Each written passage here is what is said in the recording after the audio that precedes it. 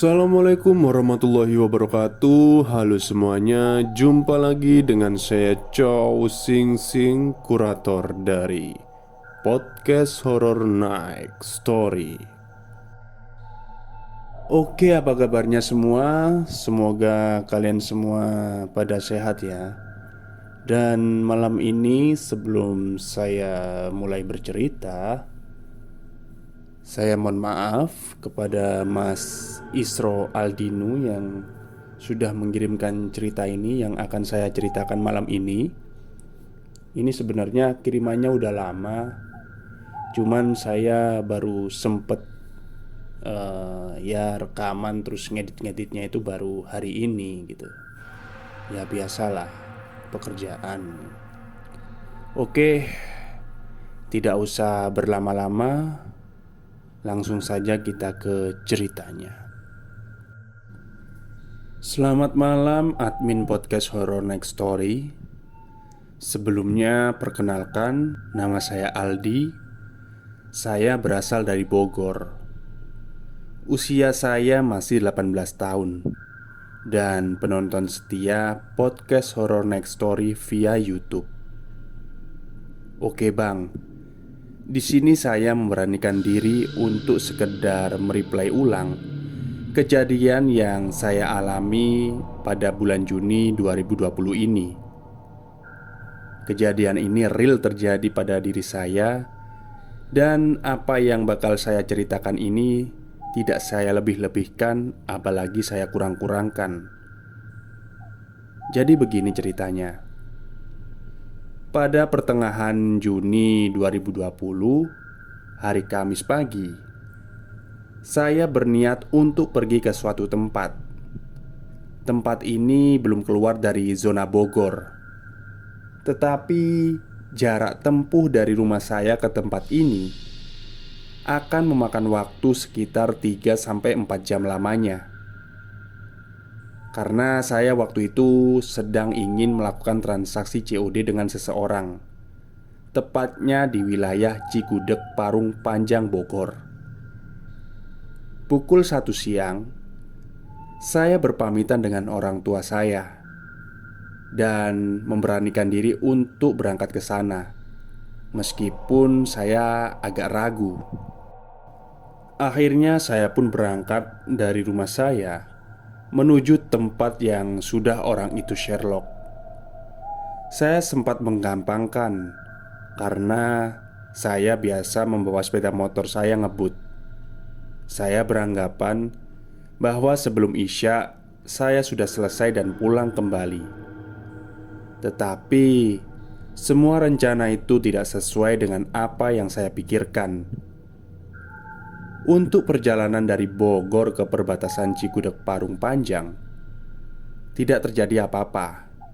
Malah saya sangat menikmatinya. Berasa saya sedang melakukan touring. Tepat pukul 15.15, saya akhirnya selamat dan bertemu dengan orang yang melakukan transaksi COD tersebut. Ya, sebut saja namanya Bang Juki. Wah, terima kasih banyak loh mas, sudah repot-repot mengantarkan barangnya ke sini. Ini barangnya saya terima ya.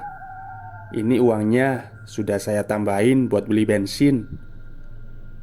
Oh iya bang, makasih juga ya. Semoga barangnya bermanfaat, ucapku kepada Bang Juki. Lalu bertanya lagi Bang Juki kepadaku. Oh iya mas, tadi kesini sendirian ya? Aduh, udah jam segini. Bentar lagi maghrib loh mas. Terus si masnya tadi kesini lewat bawah atau atas? Mendengar pertanyaan yang dilontarkan Bang Juki, tanpa sadar ternyata benar. Tak terasa waktu sudah menunjukkan pukul 17.45. 10 menit lagi adzan maghrib berkumandang. Oh, saya kurang tahu bang. Tadi saya lewat sana. Jariku menunjuk ke sebuah jalan. Setahu saya tadi saya sempat melewati pom bensin, tapi sepertinya sudah tidak beroperasi lagi. Malah banyak tumpukan sampah di sana. Terus ada truk sampah juga," kataku. Lalu Bang Juki pun memintaku untuk tidak melewati jalan yang tadi saya berangkat. Dan dia sempat berucap nama jalan itu adalah Jalan Kadaka. Bang Juki meminta saya untuk pulang lewat jalur arteri Parung Panjang Rumpin Bogor. Tapi setelah saya lihat di map, ternyata lebih lama 40 menit dari jalan yang saya lalui tadi. Seketika itu aku pun berpikir, lewat jalan tadi aja 3 jam lebih. Apalagi kalau harus lewat Rumpin, udah lebih jauh. Dan itu jalan baru, pasti lebih lama. Setidaknya kalau jalan yang tadi aku sedikit hafal. Lagian, emang kenapa kalau aku harus lewat jalan yang tadi? Cukup lama saya berpikir. Dan saya pun terkejut di mana Bang Juki menepuk pundak saya sambil berkata, "Sumpah demi apapun mas, jangan lewat jalan itu. Apalagi kalau maghrib, bisa cilaka." Akhirnya tanpa berlama-lama lagi, aku pun berpamitan pada Bang Juki. Baru saja saya menaiki sepeda motor, tiba-tiba di mana-mana terdengar suara adzan maghrib berkumandang. Karena saya panik, saya segera menancap gas sepeda motor saya. Dan disinilah peristiwa yang gak bakal saya lupakan. Pukul 6:30 malam, saya beranjak meninggalkan Parung Panjang menuju Cigudeg. Sekitar 1,5 jam sebelum Cigudeg, saya harus melewati Jalan Kadaka kata Bang Juki tadi, di mana jalan itu cukup panjang. Di kiri kanan penuh dengan pohon kelapa sawit. Jalanan yang tidak terawat membuatku kesulitan untuk menyetir sepeda motor, apalagi untuk ngebut. Sekitar 15 menit di perjalanan, saya sudah mulai mengantuk karena capek. Tapi mendadak itu semua hilang dikarenakan hujan yang mengguyur sangat lebat. "Aduh, kenapa hujannya harus di tempat seperti ini sih?" kataku. "Di tengah hutan lagi." Spontan aku melihat ada saung sejauh 40 meter. Akhirnya aku mengambil jas hujan dan berlari menghampiri saung tersebut. Sebelum aku memakai jas hujan, aku melihat jam menunjukkan pukul 18.50. Astagfirullah, kok cepet banget sih waktunya? Sampai rumah jam berapa nih? Pikirku. Setelah seluruh tubuhku sudah terbungkus dengan jas hujan, aku kembali ke sepeda motorku. Dan saat itu aku melihat ada seorang kakek parubaya dan dia memakai topi caping. Dia tidak memakai jas hujan atau apapun itu. Mungkin jaraknya 5 meter dari sepeda motorku. Akhirnya aku menghampiri si kakek ini. "Kakek, ngapain di sini? Nunggu angkutan umum ya? Hujannya lebat loh, kek." Si kakek itu hanya diam saja. Dia tidak berkata sepatah kata pun. "Rumah kakek di mana? Mau saya antar?" Akhirnya si kakek menyodorkan kepadaku sebuah kertas. Ya, kertas itu sih sudah basah karena derasnya hujan. Pas saya buka kertasnya, terdapat gambar pom bensin tua yang nanti bakal saya lalui. "Oh, ke situ ya, kek? Ayo saya antar. Kebetulan kita satu jalur."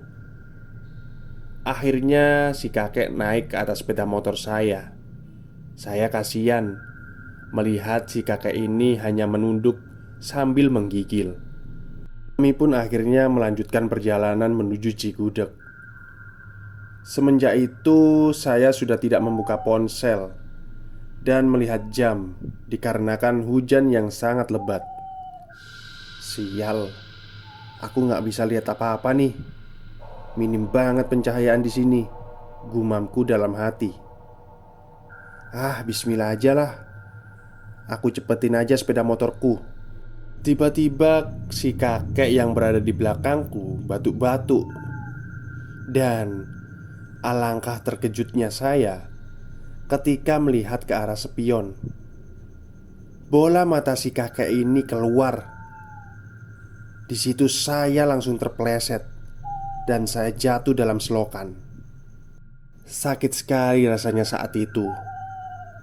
Badan saya berasa tidak ada tenaga. Kaki berasa lumpuh gak bisa berjalan. Dan akhirnya saya pun pingsan. Entah berapa lama saya pingsan. Kemudian saat tersadar, saya sudah berada di dekat sepeda motor saya. Saya melamun sebentar saat itu. Kemudian memutuskan untuk melanjutkan perjalanan. Selang sekitar 10 menit perjalanan saya, langit mendadak cerah. Dan saat itu saya sampai di pom bensin yang sudah tidak beroperasi lagi. Akhirnya sampai di sini.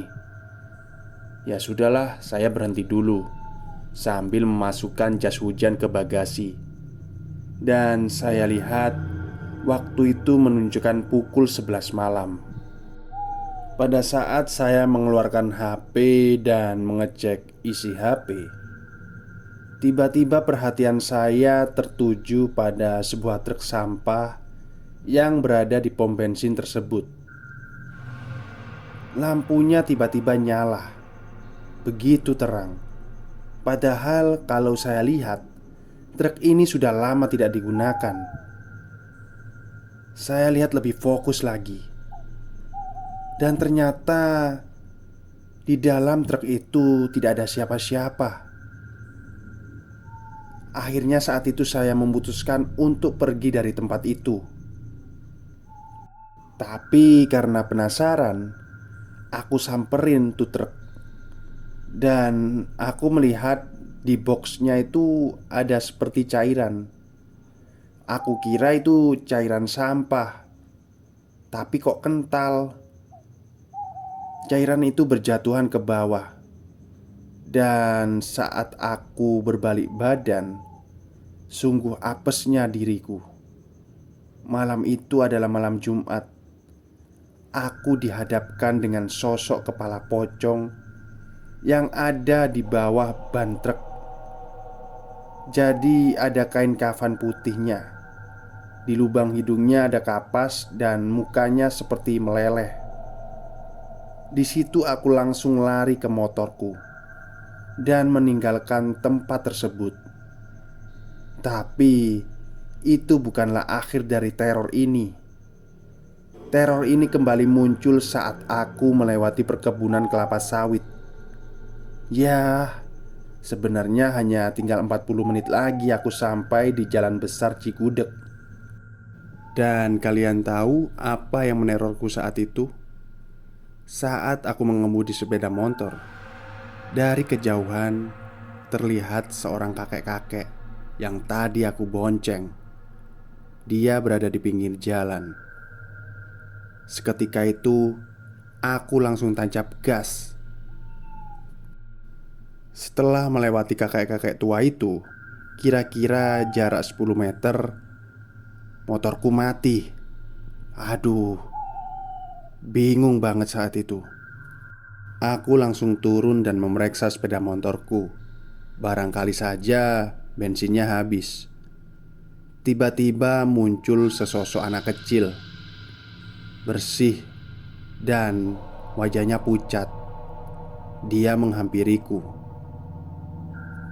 Kemudian dia memberiku tasbih. Saya tidak tahu maksudnya apa, tapi dia berkata, "Jangan putus asa dan tetap berdoa." katanya. Kemudian aku pun berdiri dan mengelus kepalanya. Saat aku ingin mengelus kepalanya, tiba-tiba dia berlari dan menghampiri dua sosok pocong yang tidak aku ketahui kapan datangnya. Aku hanya bengong saat itu. Si bocah ini menghampiri mereka dan menghilang perlahan. Setelah melihat kejadian itu, aku langsung menaiki sepeda motorku.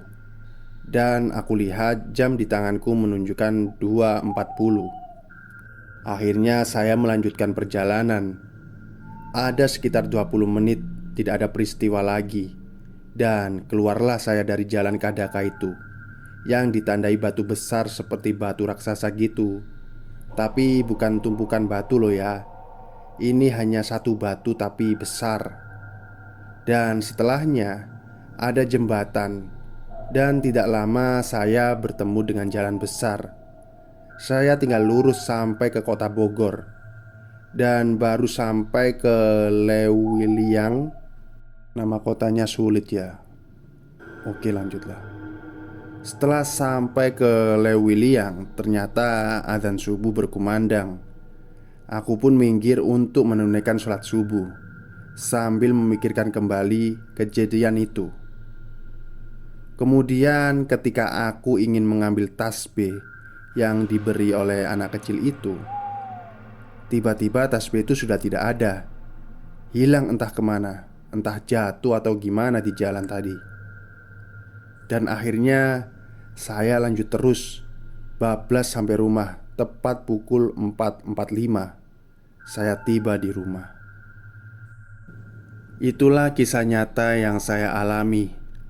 Dan saya berani sumpah bahwa saya tidak mempunyai kemampuan melihat hal gaib atau apapun itu.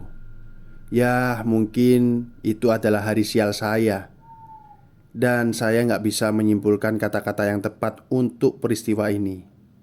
Oke, terima kasih kepada admin kurator podcast Horror Next Story yang sudah membacakan kisah saya ini. Sukses terus untuk para tim, dan semoga diberikan kesehatan oleh Allah Subhanahu wa Ta'ala. Amin, amin. Pesan saya, jangan pernah meremehkan sesuatu yang sunyi. Dengarlah jika diberitahu. Jika kalian menantang dan tidak mendengarkannya, maka siap-siaplah kalian akan diuji oleh sesuatu yang di luar nalar. Oke, terima kasih kepada Mas Isro Aldino yang sudah menyumbangkan ceritanya pada channel podcast Horror Next Story. Mungkin bagi sebagian pendengar ceritanya agak mumet, tapi alurnya jelas kan. Mungkin sudah tahu semua kan alurnya seperti itu, karena sudah saya edit sedikit lah. Baik, itu saja yang bisa saya sampaikan pada malam hari ini. Semoga kalian terhibur. Selamat malam dan selamat beristirahat.